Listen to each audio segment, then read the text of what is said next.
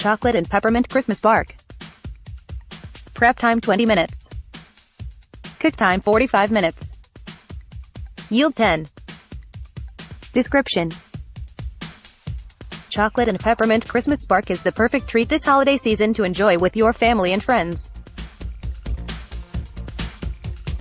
Ingredients: 12 ounces high-quality dark chocolate,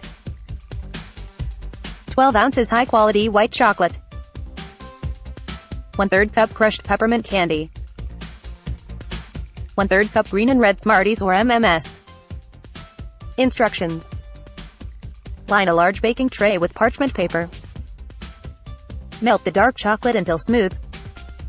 Pour onto the parchment paper and spread out using a spatula until it is about 1/3 thick. Place in the fridge for 10 minutes to slightly harden.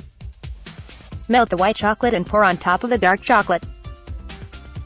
Carefully spread out the white chocolate with a spatula, covering the dark chocolate. Sprinkle crushed peppermints and Smarties, MMS on top of the white chocolate while it is still melted. Place the pan in the refrigerator for 2 hours or 45 minutes in the freezer until the chocolate hardens. Break the chocolate apart into pieces and enjoy.